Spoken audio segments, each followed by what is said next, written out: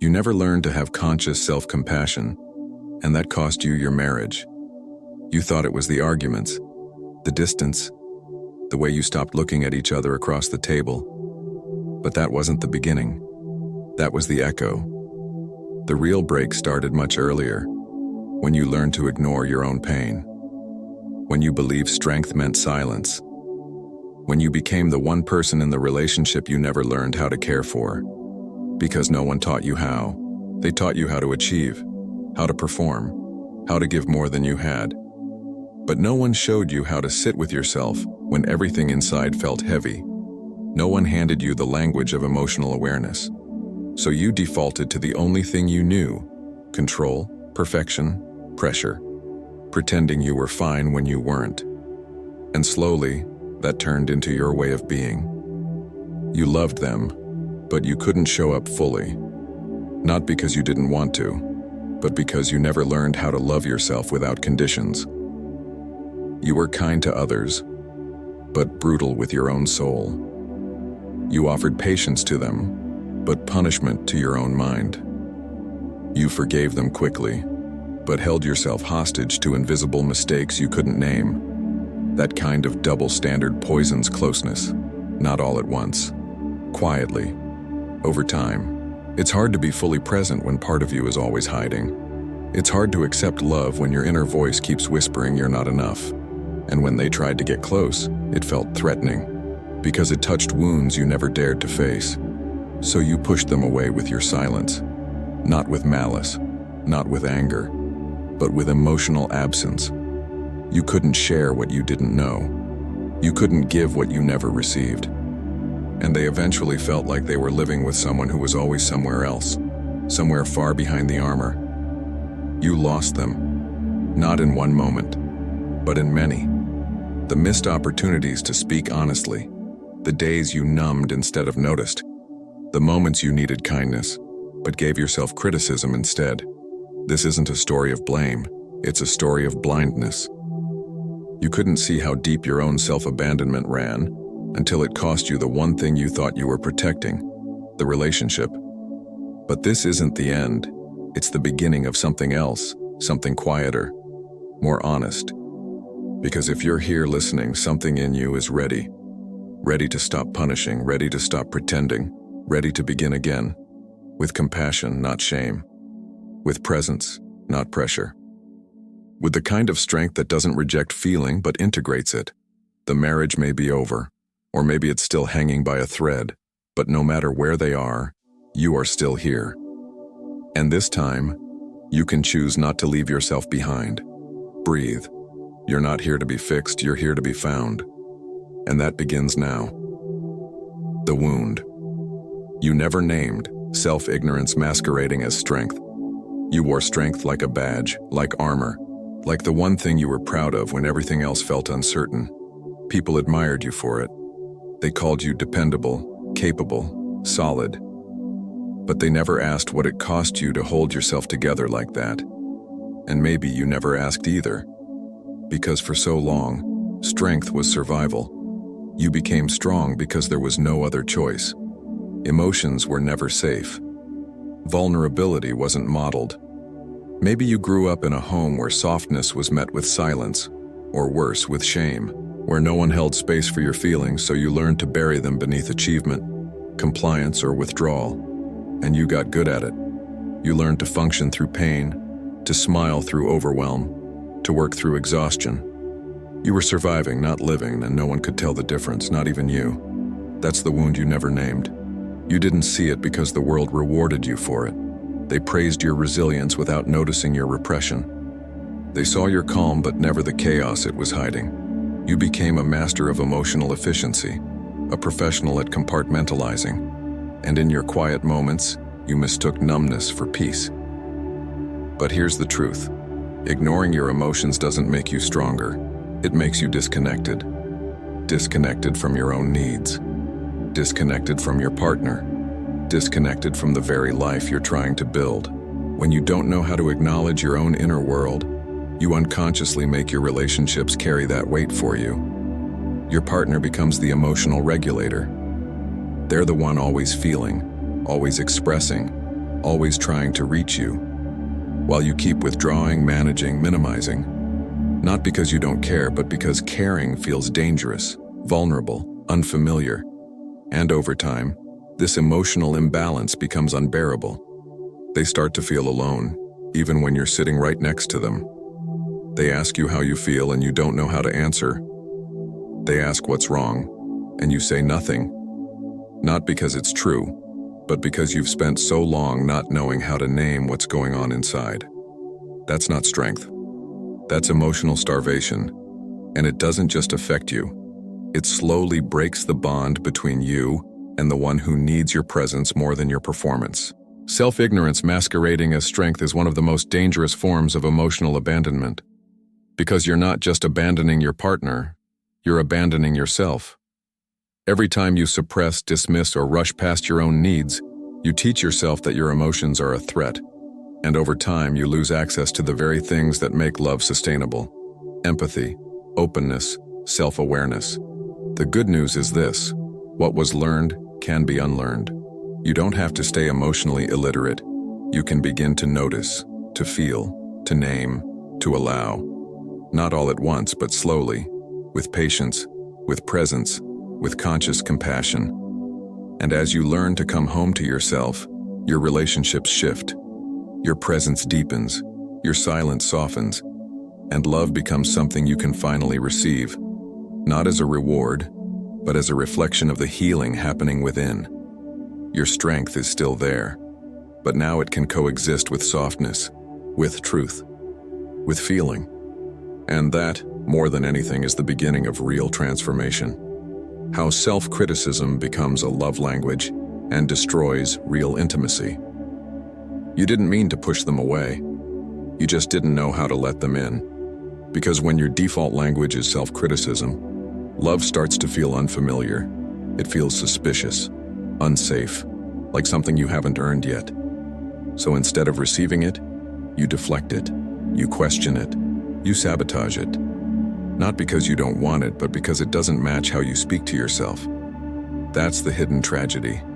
We teach people how to love us by how we treat ourselves. And if your inner voice is always harsh, punishing, perfectionistic, that voice eventually leaks into your relationship, into your tone, your expectations, your reactions. You stop seeing your partner as a companion and start seeing them as another standard you must meet or another reflection of how you're falling short. When you carry constant self-judgment, your nervous system never rests. You walk through the relationship in a state of quiet defense, scanning for signs that you're not enough, that you failed again, that they're disappointed. Even when they're not, even when they love you, you can't feel it because your internal filter is wired to expect rejection. You start misreading silence as disapproval, distance as disinterest, frustration as confirmation that you're unlovable. And without meaning to, you begin to relate from a place of fear. So you overanalyze every word. You shut down when they get close. Or you pick fights, just to prove to yourself that love doesn't last, that you were right not to trust it. It's not your partner you're battling, it's your own reflection in their eyes. And they feel it, even if they don't understand it. They feel the tension, the way you never let your guard down, the way their kindness bounces off the wall you built to survive your own inner voice. Because when your relationship with yourself is shaped by criticism, you unintentionally shape your relationship with them around the same script. You criticize to feel in control. You withhold to avoid vulnerability. You shut down instead of saying a prayer, I'm afraid. Because the last time you showed weakness, maybe it cost you something. Maybe it brought shame. Maybe no one taught you that being seen doesn't have to mean being judged. But here's the shift. The way you speak to yourself is not fixed. It's not final. It was learned, and it can be unlearned. Self-compassion isn't about becoming passive. It's about becoming present. It's the discipline of learning to be with yourself as you are, without turning every flaw into a failure. It's what allows you to receive love without needing to perform for it, to communicate without needing to protect yourself with blame, to forgive without demanding perfection. The voice in your head does not have to be your enemy. It can become your ally.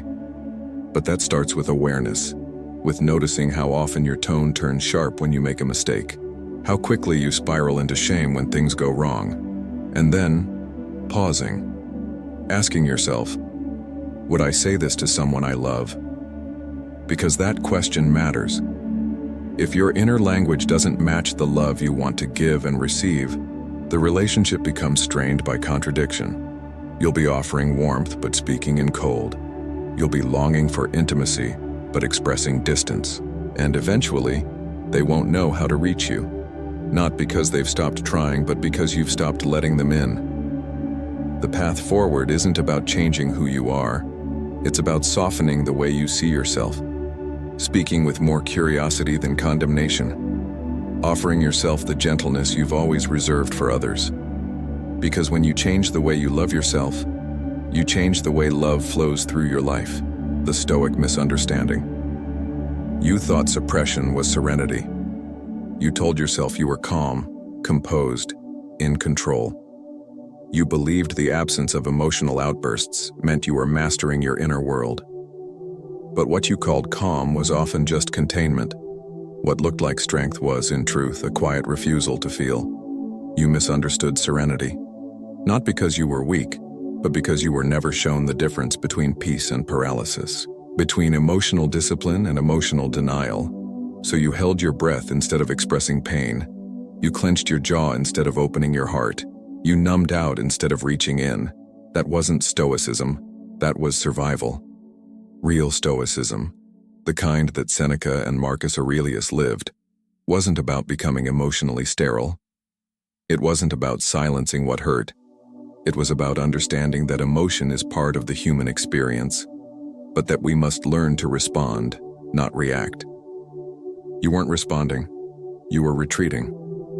In the name of being strong, you trained yourself to suppress instead of regulate. You thought not crying meant you were above the pain, that not needing help meant you were evolved. But in reality, you were just afraid of what might surface if you actually let yourself feel. And so your silence grew. At first it seemed noble, like self-control, but slowly, it became distance, then disconnection, then a kind of emotional absence that the people around you started to notice even if you didn't. Your partner didn't need you to explode, they just needed you to show up honestly. They weren't looking for someone who never wavered.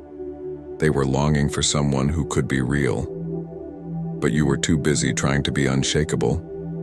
You forgot that intimacy isn't built through perfection, it's built through presence.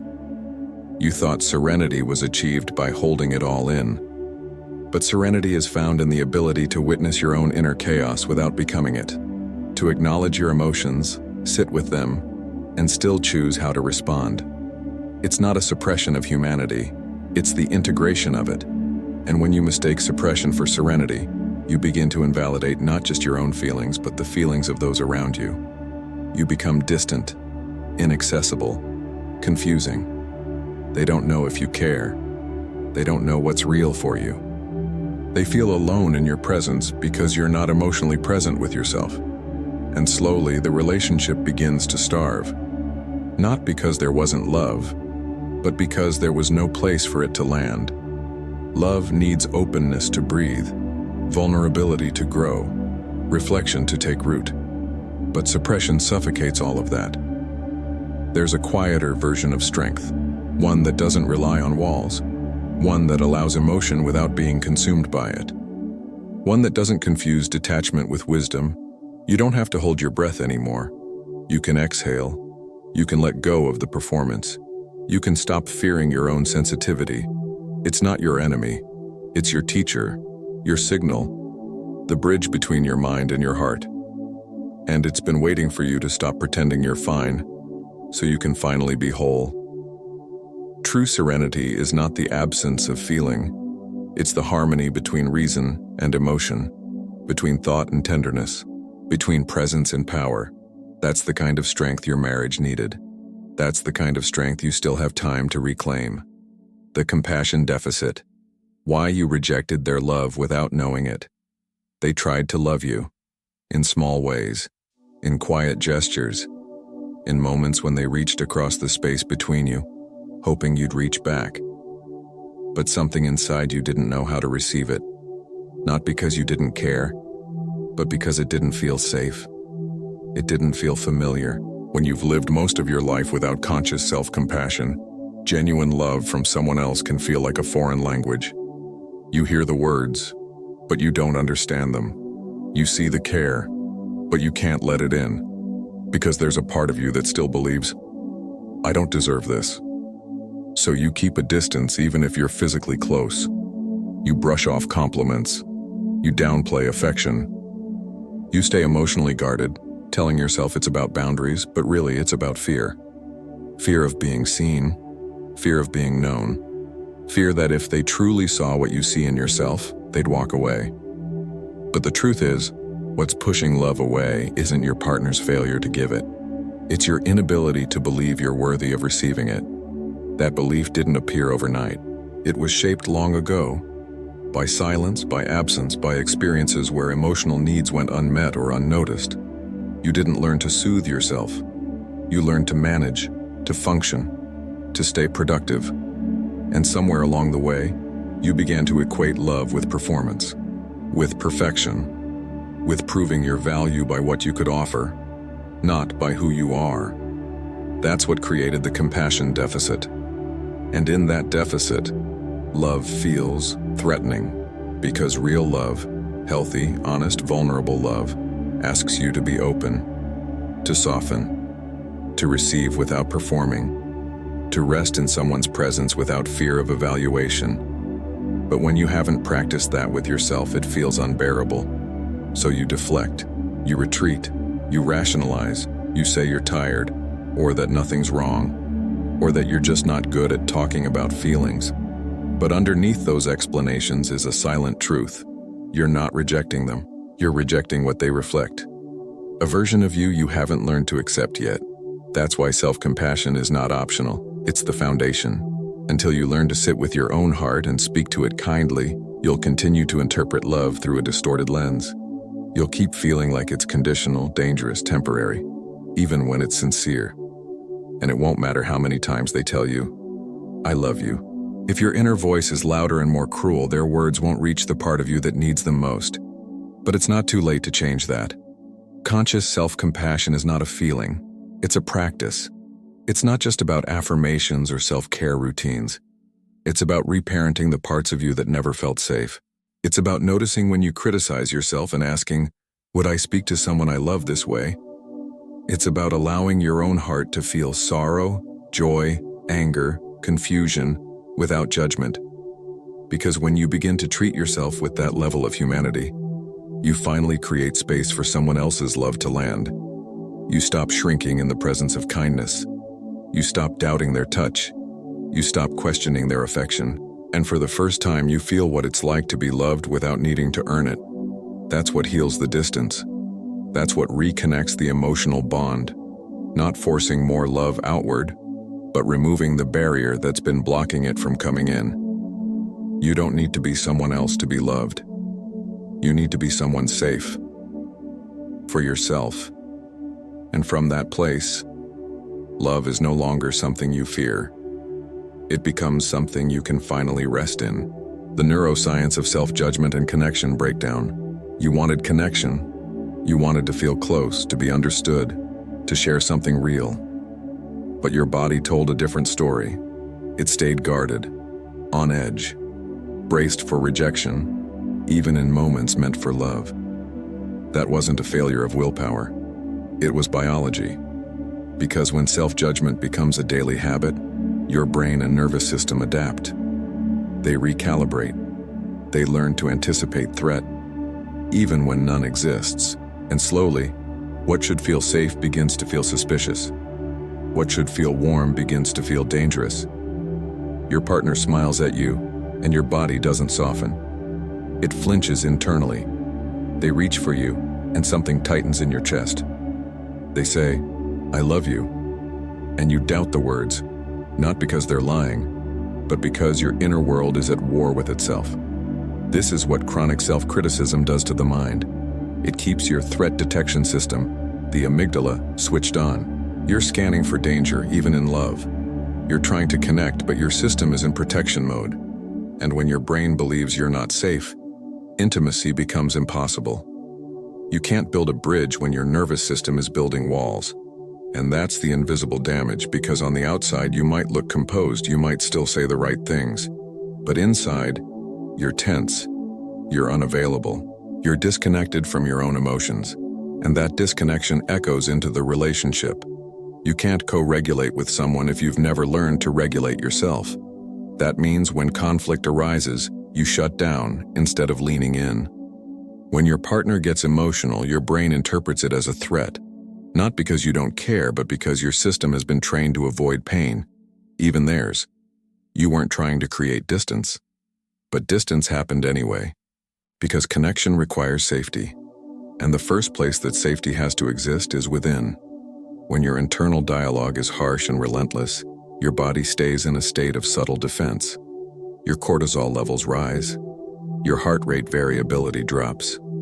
You lose access to the part of your brain responsible for empathy and reflection, the prefrontal cortex, and you react from survival, not wisdom.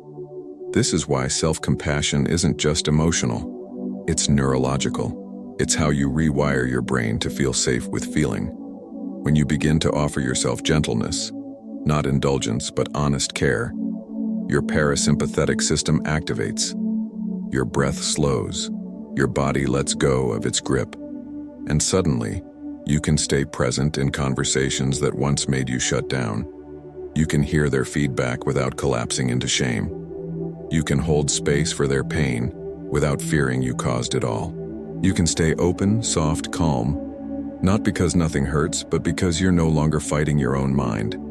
That's what makes intimacy sustainable. It's not about getting everything right.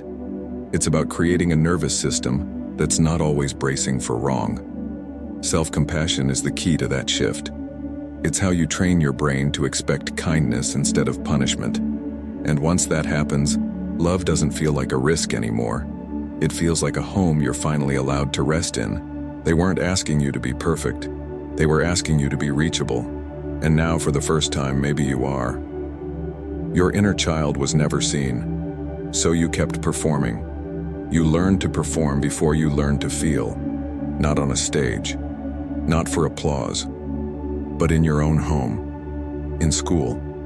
In the places where you should have been seen for who you were, but instead had to become who they needed you to be. Maybe you were the responsible one, the achiever, the one who didn't make trouble. Or maybe you were the quiet one, the invisible one, the one who quickly figured out that emotions took up too much space, and that being easy was safer than being real. You didn't fake it to manipulate. You did it to survive. Because if you were too sensitive, you were told to toughen up.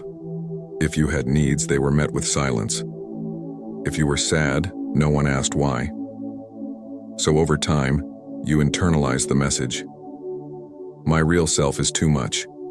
And so you split. You created a version of yourself the world could accept. And you buried the rest, the messy parts, the vulnerable parts, the confused and hurting and aching parts, deep inside. That part of you, the inner child, never got to be seen, never got to feel safe, never got to be held in unconditional presence. So you kept performing. You brought that performance into your adult life, into your relationships, into your marriage. You became the provider, the fixer, the calm one, the one who has it all together. But the truth is, it was never about being strong. It was about not feeling safe enough to be anything else. And eventually, the one who loved you began to feel it. They could sense that something was missing, that your smile didn't reach your eyes, that your silence wasn't peace, that your care was real, but your presence was partial. Because the version of you they were loving was still a version, not the full you. That's the problem with performance. It keeps love from landing. You may be physically there, but emotionally distant. You may say the right words, but they don't carry warmth. You may show up every day, but the real you, the soft, unguarded feeling you, is still hidden behind the walls you built as a child. And love cannot reach who you pretend to be. It can only reach who you really are. But how can you show your real self when you've spent a lifetime suppressing it? The answer isn't to tear everything down. It's to gently return, to slowly reintroduce yourself to the parts of you that were never allowed to exist, to sit with the feelings that once felt dangerous and then show them they are safe now. You're not that child anymore. You have choices now. You have awareness. You can stop performing. You can stop trying to earn safety. You can start telling the truth, not just to others, but to yourself. You can say, I'm afraid. You can say, I don't know what I'm feeling. You can say, I need help. And the world won't collapse. In fact, it will finally meet you where you are. Because the moment you stop acting like the version of yourself who never got to be held, is the moment you allow the adult you to finally be whole. You don't have to be perfect to be loved. You just have to be honest enough to be known. And that begins the moment you stop performing and start being. The marriage wasn't the problem. It was the mirror. You spent years thinking something in the relationship was broken, that if only they understood you better, if only they communicated differently, if only the timing, the circumstances, the pressure would ease, maybe things would finally feel right. But what if the marriage wasn't the cause of your pain? It was the reflection of it? What if the relationship wasn't the problem, but the mirror?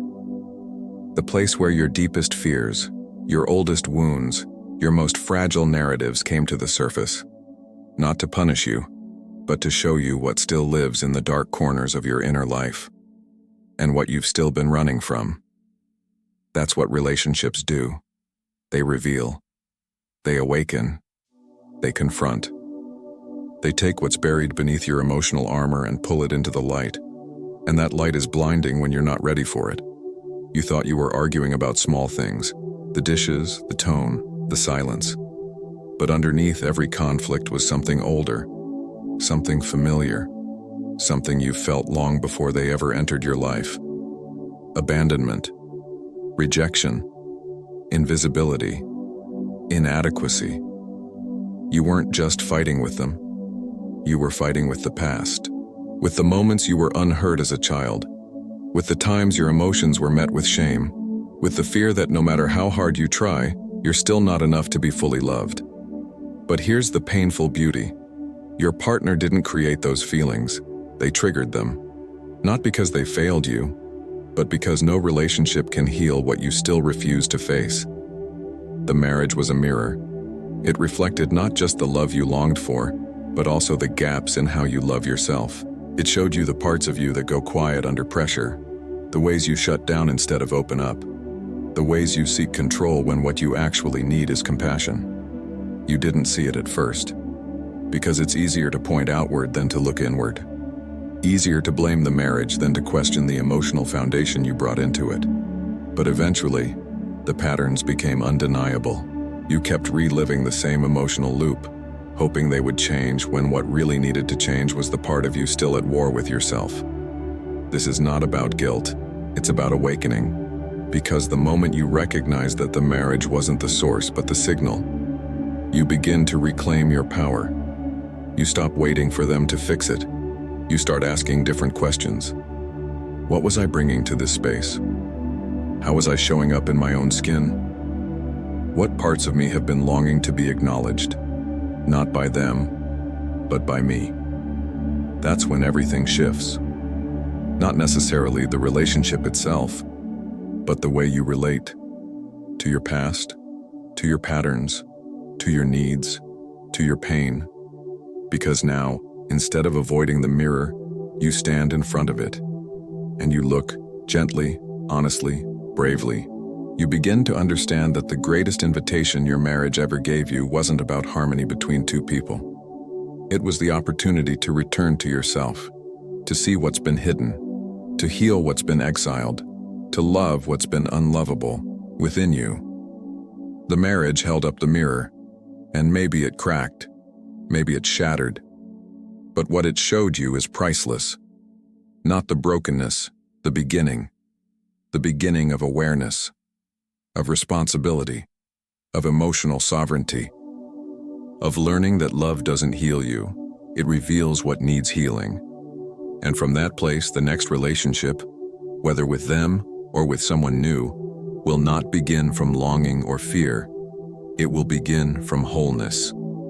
The moment they left was not the first loss. It was the last echo. You remember the day they left. Maybe it was a door closing. Maybe it was a conversation that ended everything.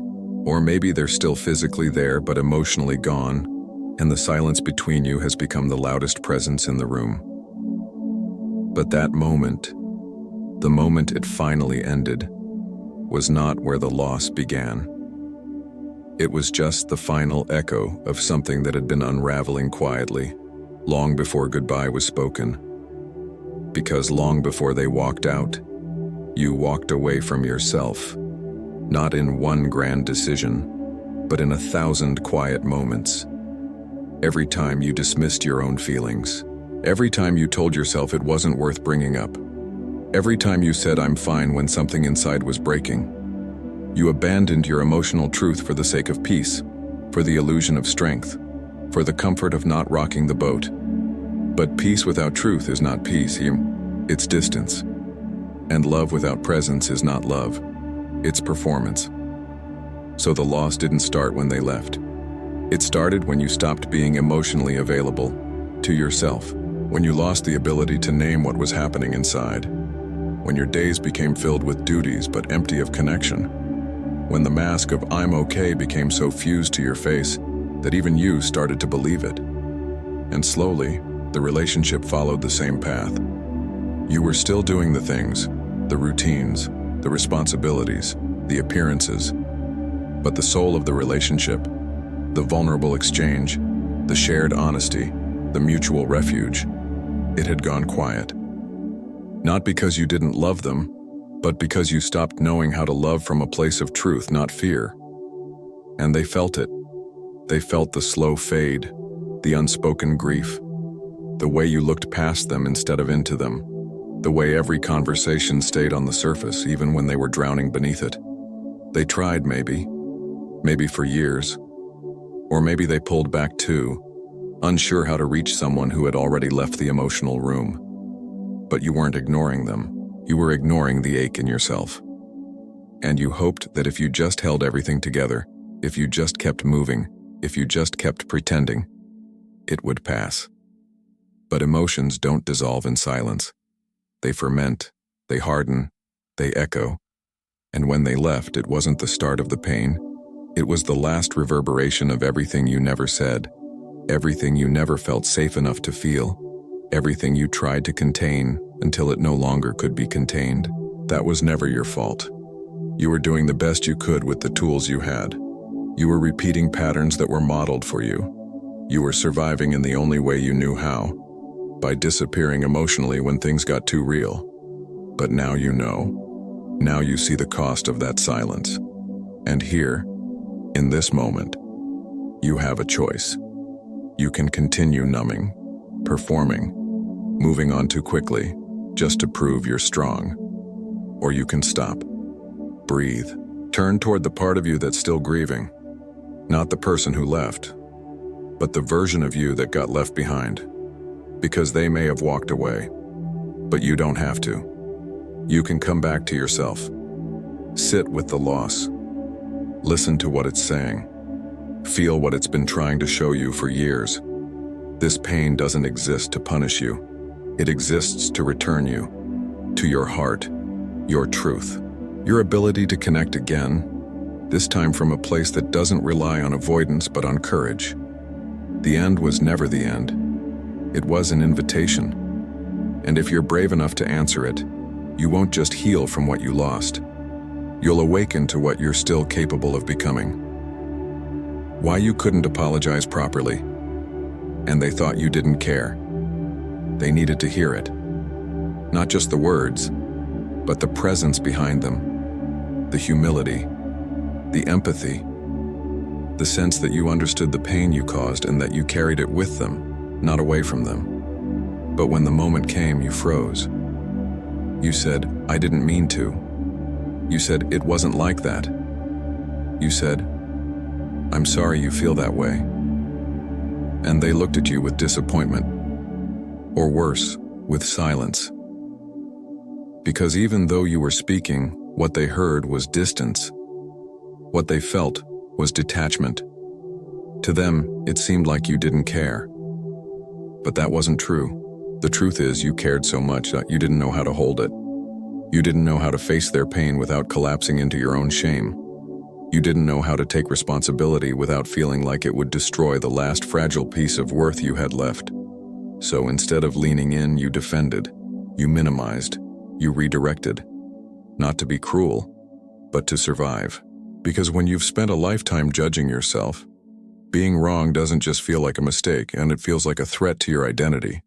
A confirmation of your deepest fear, that you are not enough, that you are unlovable, that everything you tried to hide is now exposed. And in that panic, you retreat. You move to logic, to explanations, to keeping it calm. But what they needed wasn't your clarity. They needed your connection. They needed to see you open.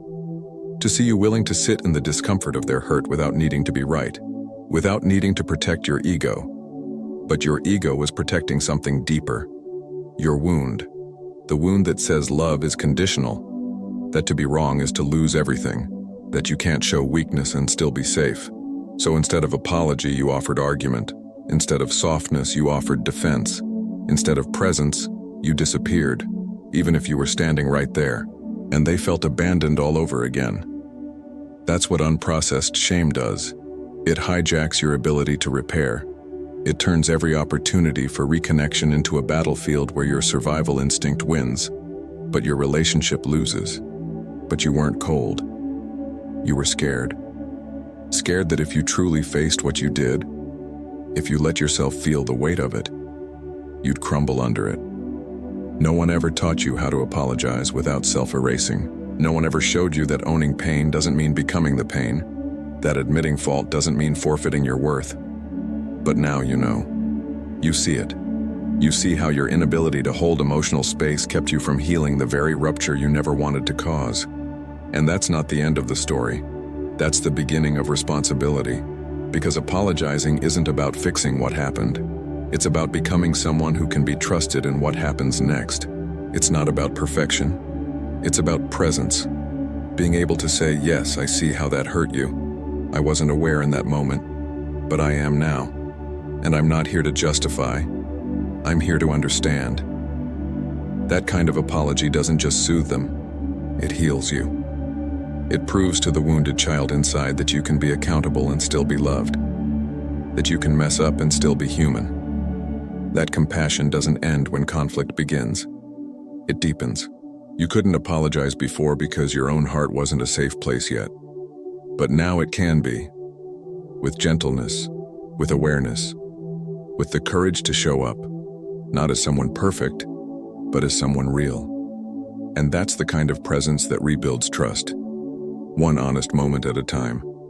Mindful self-compassion. The first language you must learn after loss. After the silence. After the arguments. After the final door closed and the echo of what was once love faded into memory. There's still you. Not the version of you that existed in the relationship. Not the version that tried to hold it all together, but the you that's left in the aftermath, raw, uncertain, grieving, still breathing. And this moment, this strange, aching, open space, is not just pain, it's possibility. Because in the absence of all the noise, you can finally hear the one voice that matters most, the one you've ignored, silenced, buried, or punished for years. Your own. But now, it's time to speak to yourself differently. You've mastered the language of self-criticism, of hypervigilance, of shame. You've rehearsed it so long it became second nature. You thought it was discipline. You thought it was motivation. You didn't realize it was the slow erosion of your own soul. Now, you begin again. And the first word is not a demand, it's not a reprimand, it's not, you should have known better, it's this. I see you. I'm still here. You don't have to earn your own forgiveness. That's mindful self-compassion. Not a trend, not a ritual, not a bandage. A practice of learning how to be with yourself without abandoning yourself. It begins in the smallest moments. When you wake up, and the ache hits before your feet touch the ground. And instead of numbing, you notice. When you feel the sharp edge of regret, and instead of analyzing it to death, you breathe into it. When you catch the old narrative whispering, "You failed," and you gently respond, "I'm learning." You're not weak for needing kindness. You're not broken for longing to be seen, especially by the person in the mirror. The research is clear. Self-compassion isn't indulgence. It rewires your brain. It strengthens emotional regulation. It reduces anxiety. It increases resilience. And most importantly, it builds trust with the one person you'll never live a day without: you. And that trust becomes the foundation for every other relationship. Because when you stop fearing your own heart, you stop fearing the hearts of others. When you stop rejecting your flaws, you stop expecting perfection in those you love. When you start holding your own pain with care, you start becoming safe, not just for others, but for yourself. This is how you learn a new language, not through books, but through presence. You pause when you want to react. You breathe when the shame rises. You offer comfort instead of correction. It may feel foreign at first. It may feel weak, but it's not. Self-compassion is emotional strength with an open hand. It doesn't flinch in pain when it leans in. It doesn't rush to fix. It chooses to feel. And in doing so, it creates the space where healing can actually begin. You spent years trying to be enough for someone else. Now it's time to be enough for you. Not someday. Not when you've improved. Not after you've earned it. Now. In the middle of the mess. In the tension between guilt and grace. In the quiet moment when you realize the relationship may be over, but the return to yourself is just beginning. And it begins with a whisper of kindness, repeated every day, until it becomes your native tongue. Forgiving yourself is harder than forgiving them, but more urgent. You've said you forgive them, maybe not all at once, maybe not completely, but enough to breathe again, enough to sleep without replaying every word, enough to release the grip of resentment and say, they were human. They didn't know how to love me better. And yet, there's one person you haven't offered that same mercy to, yourself, because forgiving them felt noble, mature, emotionally evolved. But forgiving yourself, that feels harder, heavier, riskier. Because if you forgive yourself, what happens to the accountability? What happens to the guilt that kept you focused? What happens to the belief that you should have known better?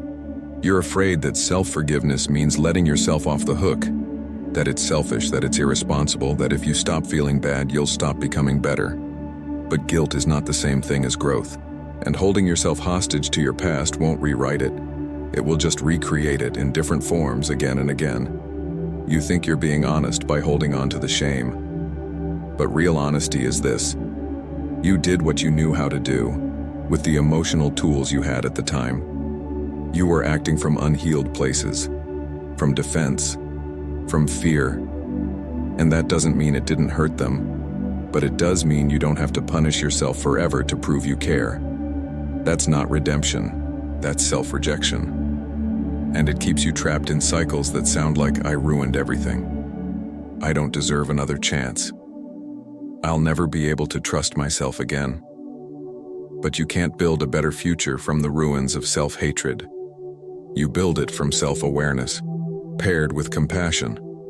Not the soft, passive kind, the grounded, courageous kind. The kind that says, I see where I went unconscious. I see where I broke trust. I see how my pain spilled onto others, and now I choose to take responsibility, not through shame, but through presence. Because true forgiveness isn't about erasing the past. It's about choosing not to carry its weight into every room you enter. You can still acknowledge the impact of what you did. You can still repair when possible. But dragging guilt behind you as proof of your goodness only proves you're still afraid to stand tall. You've cried for them. You've apologized to them. But have you wept for the version of yourself who didn't know better? Have you knelt before the wound inside and said, you were trying, you were surviving, and I see you now? Forgiveness is not a feeling. It's a choice, a practice, a decision you make every time the old voices return, the ones that say you're unworthy, unlovable, irredeemable. You meet those voices with truth. I'm learning. I'm healing. I'm not who I was, and I never had to be perfect to be loved. Because the person who needs your tenderness most isn't in your past. They're in your present, looking at you in the mirror, still waiting for you to stop punishing and start holding, still wondering when you'll turn your own compassion inward. So today, start with one breath, one kind thought, one moment of saying, I'm allowed to heal too. Not after they forgive you, not after the pain disappears. Now, because your freedom doesn't begin when they come back. It begins when you come back to yourself. How to love again without losing yourself. This time, you're afraid to love again. Not because you've given up on love, but because you remember what it cost you last time. The slow erosion of your voice, the quiet disappearance of your needs, the way you shrank yourself to keep the peace, the way you made space for their chaos but abandoned your own clarity. You loved with everything you had, and somehow it still left you feeling unseen. But what if the problem wasn't how much you loved? What if it was how little of you was present inside that love? Because when you enter a relationship without a strong sense of self, you don't merge, you dissolve. You stop speaking your truth. You adapt until your authenticity becomes unrecognizable. You silence parts of yourself to avoid conflict, to keep them close, to not be too much. And you tell yourself it's love, but it's not. It's fear. Fear of being abandoned, fear of repeating the past, fear that if you take up space, they'll walk away. So instead of relating from your center, you relate from your survival. You measure your worth through their approval. You manage their emotions at the expense of your own. You become the caretaker, the fixer, the pleaser, and call it intimacy. But real love doesn't require self-erasure. It requires self-inclusion. If you want to love again, truly, deeply, sustainably, you must first rebuild the inner relationship you neglected, the one with your voice, your values, your emotions, your needs. That doesn't mean becoming guarded or hyper-independent. It means becoming rooted, grounded in your truth, able to love without abandoning yourself in the process. It means entering the next connection, not from emptiness, but from overflow.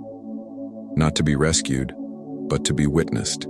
Not to find yourself, but to bring yourself fully.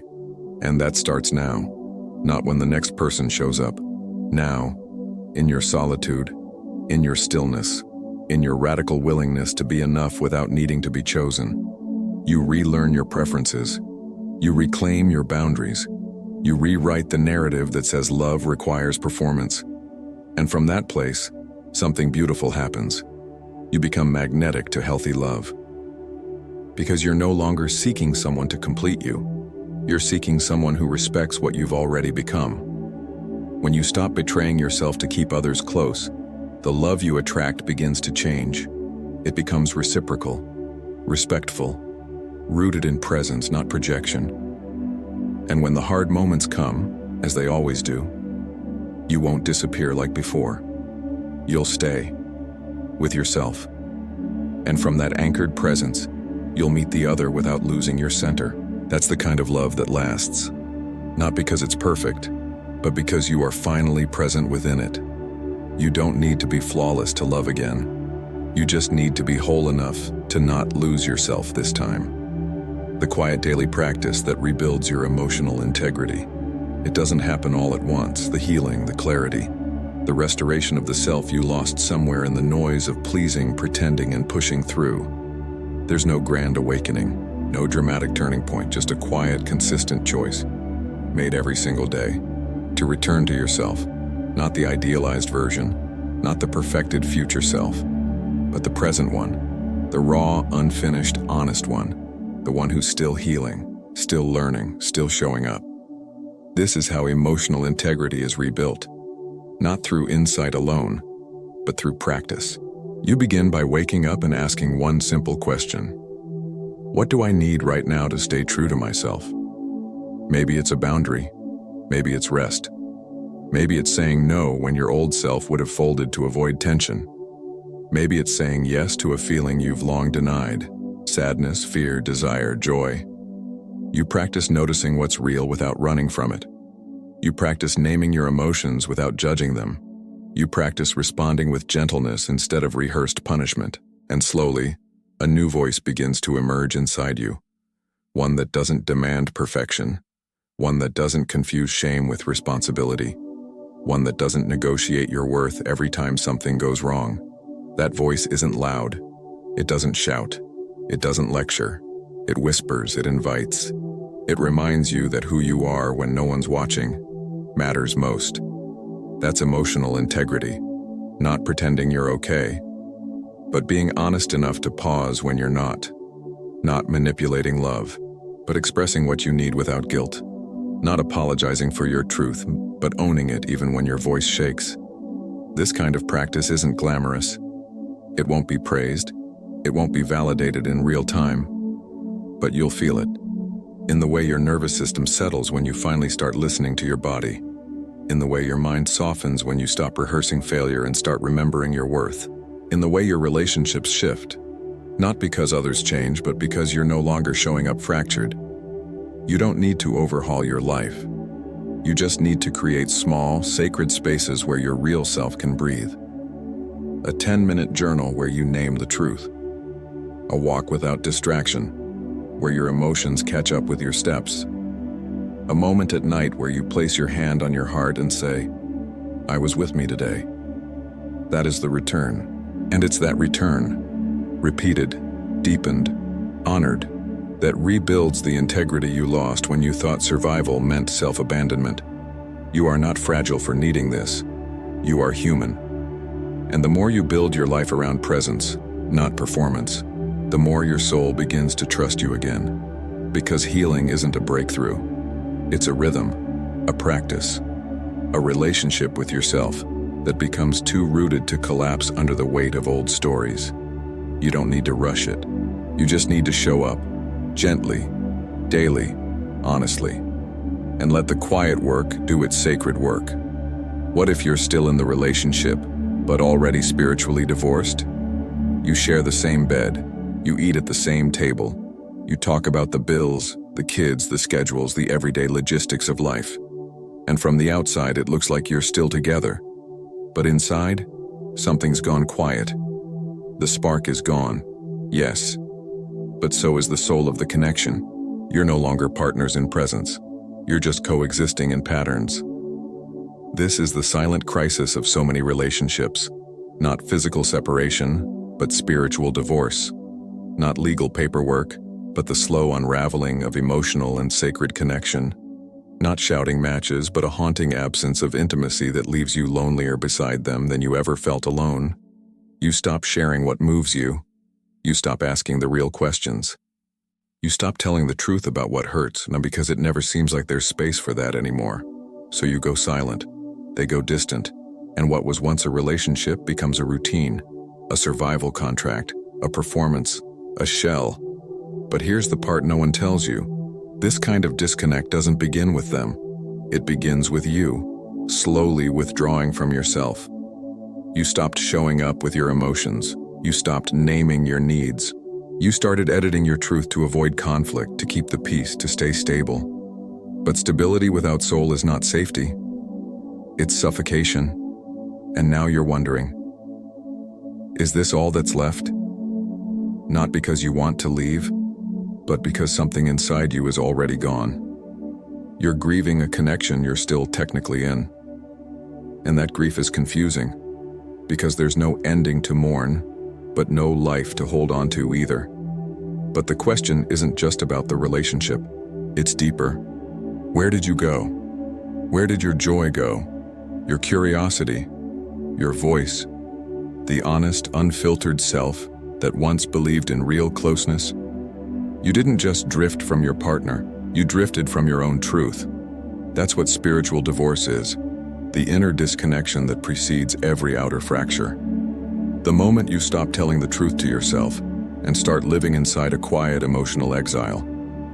But here's the miracle in all of this. You can return, not necessarily to fix the relationship, but to find yourself again within it.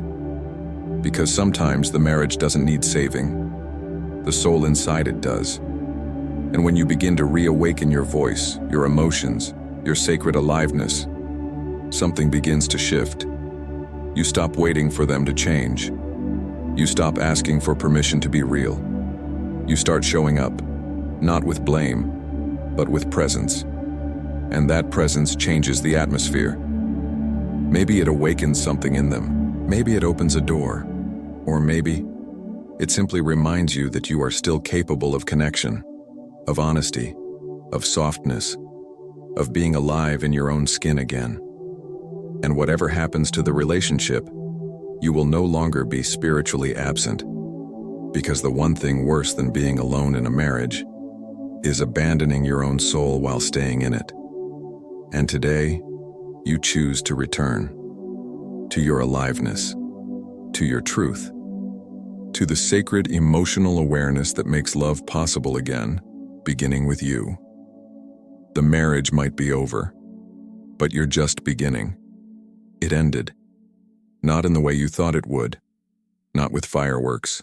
Not with a dramatic confrontation. But with the slow, undeniable realization that something sacred had slipped through your fingers, and this time it wasn't coming back. Maybe they left. Maybe you did. Or maybe it just faded into a kind of silence that made both of you strangers in your own home. But here's what matters now. You're still here. Breathing. Waking up. Carrying the weight of what was lost, and quietly wondering if you'll ever feel whole again. But the end of a relationship is not the end of your story. It's the opening, because beneath the rubble of every collapse lies a doorway, one that leads back to the version of you that you buried while trying to be everything for someone else. The version that knew how to feel, how to rest, how to speak without fear and stand without permission. The marriage might be over, but this is the beginning of you, not the broken you, not the desperate you, not the version of you who clings to old memories and replays regrets on a loop. This is the version of you who finally sees that healing isn't about forgetting. It's about remembering who you are when you stop living through someone else's reflection. You are not here to be completed. You are not here to be rescued. You are not here to prove your worth through sacrifice. You are here to return, to rebuild, to reconnect with the source of love that was never outside of you. And that journey, though hard, though lonely at times, will become the most important relationship of your life. Because what you're building now isn't just resilience, it's wisdom. The kind of wisdom that comes from seeing your shadow and still choosing to stand in the light. The kind that says, I lost something precious, but I did not lose myself. You're not starting over from nothing. You're starting from experience. From depth, from a scar that now carries the power to soften you, not harden you. You don't need to rush into healing. You don't need to force closure. You just need to take the next step. Breathe. Begin again. Offer yourself the kind of love you once begged someone else to give you. Because from here on out, you don't chase love.